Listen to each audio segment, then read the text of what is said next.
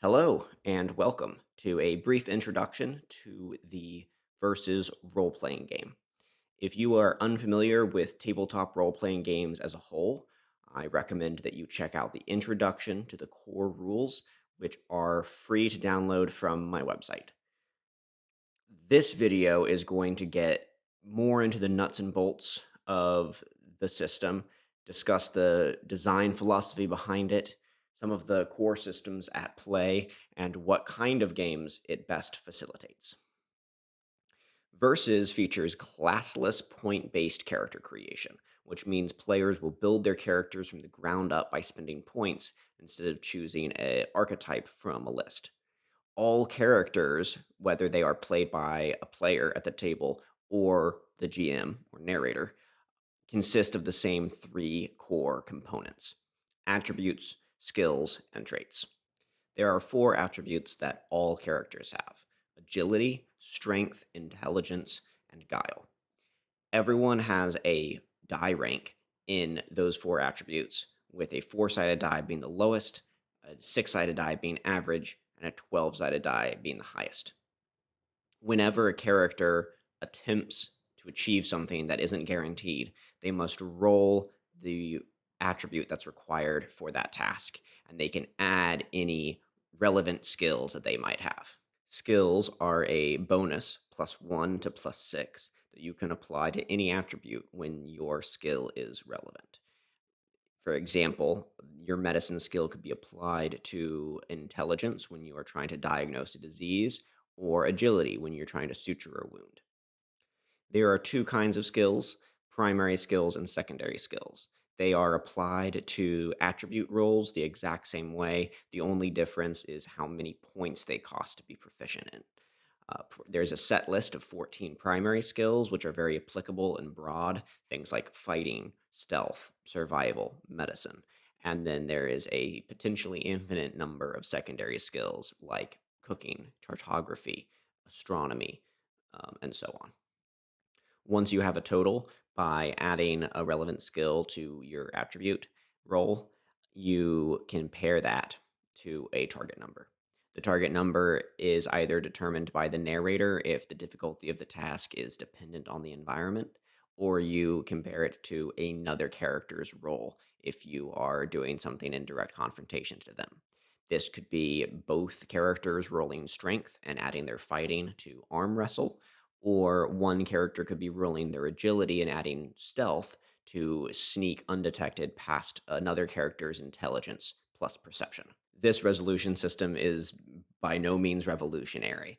I intentionally kept it very simple so that it would be approachable to new players, easy to modify, and resolve situations quickly. I've always found that the best moments in tabletop role playing comes from the circumstances of the story, not from interacting with the systems of the game. So I decided to omit dice pools, exploding dice, baked in variable successes, and all the things that require the players to pay attention to the game systems instead of the story that's unfolding before them. But I also wanted Versus to be more than just a bare bones resolution system, which leads us to the third and final component that all characters have, which are traits.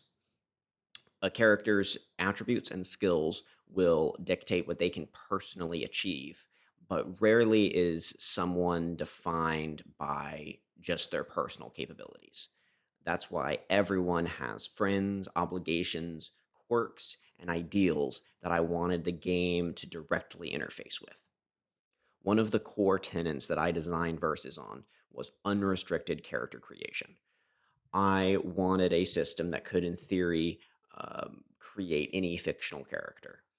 Other systems have set out to do this in the past, but they have been bogged down in the minutia, and I wanted a system that really honed in on those defining characteristics that make a character feel like who they are.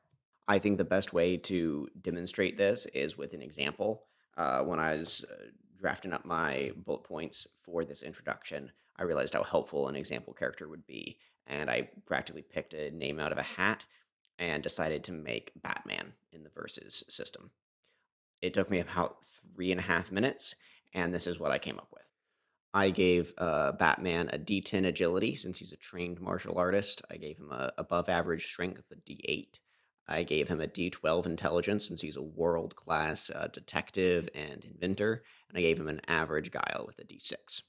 The primary skills I gave him were engineering, fighting, stealth, acrobatics, driving for the Batmobile, and throwing for his classic batarangs.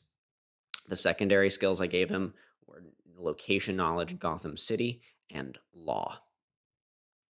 But I think where the system really shines is its traits. He is a rich, brave, honorable genius with a workshop, which is the Batcave, a sidekick who's Robin, and an archenemy who's the Joker. I also gave him a fun little guile trait called Practice Facade, since he's so used to living a double life as Bruce Wayne and the Batman. These 8 traits, along with a handful of skills and some attribute scores, I feel like paints an incredibly clear picture of the character that you're trying to make. I think anyone could look at this character, which was made in 3 minutes, and immediately get the impression that it is Batman. Just in case you guys were wondering, Batman is a 55 point character. To put that in perspective, 15 points is the recommended starting point for a player character. But that's not a hard and fast rule. If your table is interested in playing a high power campaign about heroes and villains in a gothic crime ridden city, you can totally do that. As long as everyone at the table is of the similar power level, I think everyone will have fun. So there is nothing stopping you from running a superhero campaign with the versus role playing game. But I do think that for a setting agnostic system to really do a genre justice, it is going to take some homebrew or hacking on your part. I intentionally kept the core framework so simple so that it would be very easy for tables to create and modify their own content. If you want to run a superhero game, just come up with a list of superpowers, and as long as the whole table agrees on how many points they should be, and all player characters have access to them during character creation, you have the makings of a really fun superhero game. But I also don't expect all of that heavy lifting to be done by individual tables or the community.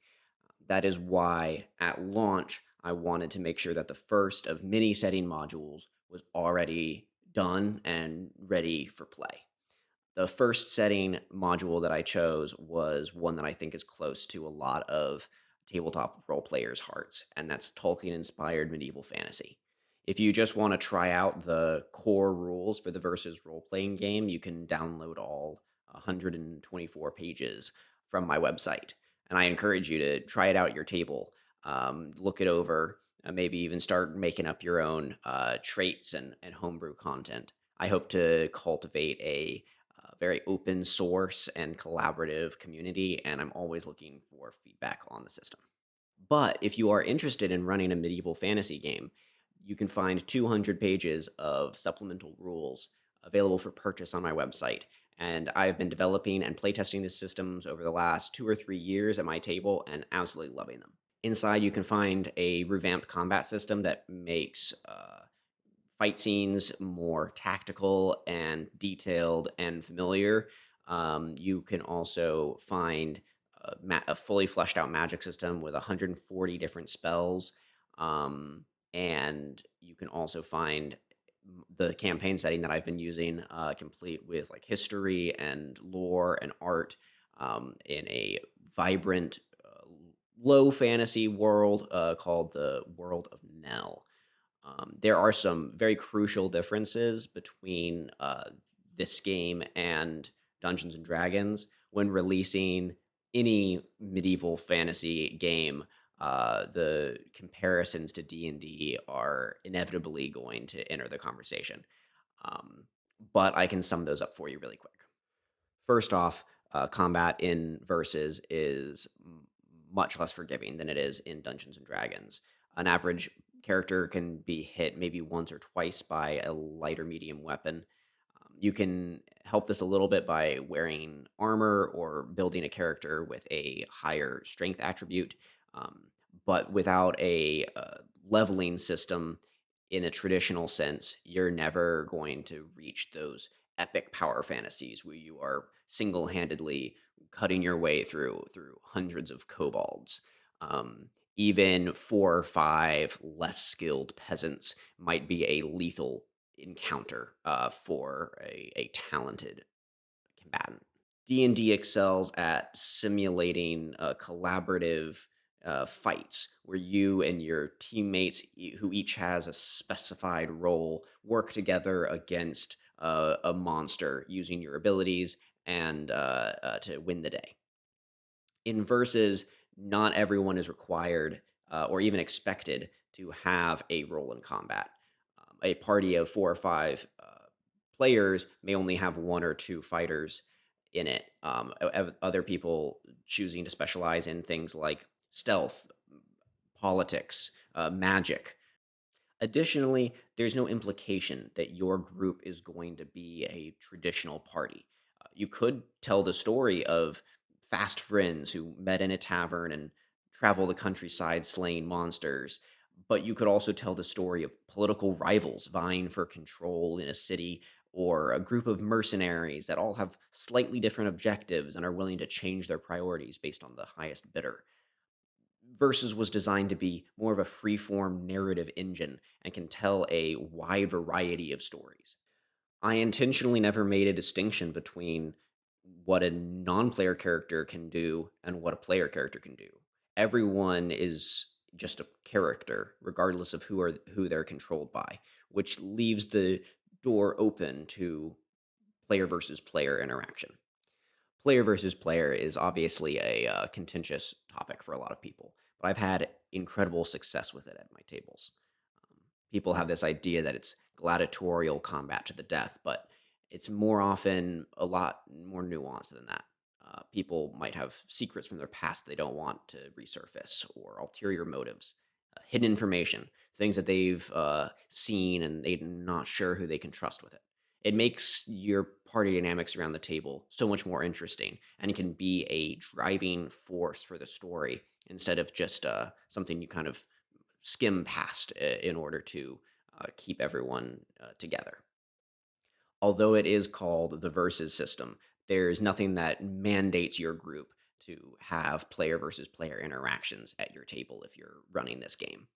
There is a section in the narration advice chapter that gives you my insights on how to run it well and make sure everyone has fun and gets along, which is obviously at the end of the day the utmost goal of any game. Well, thanks for sticking around until the end. I hope you learned a thing or two about the Versus role playing game. Please stay tuned for further content updates and the actual play series that will be coming to YouTube. Will be GM'd by myself and feature some of these player versus player dynamics that I advocate for. So thanks for watching and have a great day.